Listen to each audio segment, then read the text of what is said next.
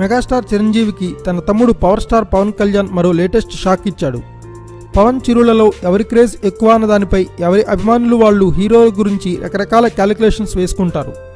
10 ఏళ్ల తర్వాత వచ్చిన చిరు తన ఖైదీ నంబర్ 150తో అదిరిపోయే రికార్డులు సాధించాడు. ఖైదీ ఏకంగా నాన్ బాహుబలి రికార్డులకు పాతరేస్తూ 105 కోట్ల షేర్ సాధించింది. ఇక ఈ సినిమా శాటిలైట్ రైట్స్ను మా టీవీ ఏకంగా 12 కోట్లకు సొంతం చేసుకుంది. సో నిర్మాతగా రామ్ చరణ్కు ఖైదీ లాభాల పంట పండించింది. ఈ సినిమా రైట్స్ సొంతం చేసుకున్న మా టీవీలో చిరుకు కూడా వాటాలున్నాయి. ఇక మీలో ఎవరు కోటేశ్వరుడు ప్రోగ్రాంకు కూడా చిరునే యాంకర్. దీంతో ఖైదీ సినిమాను మా టీవీలో ఏడాదిలో పదే రిపీట్ చేస్తుందనడంలో డౌటే లేదు. ఇక బాహుబలి తర్వాత వసూళ్ల పరంగానూ శాటిలైట్ రైట్స్ రేట్లోనూ టాలీవుడ్లో సెకండ్ ప్లేస్లో ఉన్న చిరుకు తమ్ముడు పవన్ దిమ్మ తిరిగే షాక్ ఇచ్చాడు. పవన్ తాజా చిత్రం కాటమరాయుడు సినిమా ఇంకా రిలీజ్ కాకుండానే 12.5 కోట్లకు శాటిలైట్ రైట్స్ అమ్ముడుపోయాయట.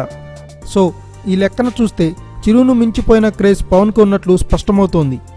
రిలీజ్కు ముందే ఖైదీ రికార్డులకు షాకిస్తున్న కాటమరాయుడు రిలీజ్ అయ్యాక ఇంకెన్ని సంచలనాలు క్రియేట్ చేస్తుందో చూడాలి.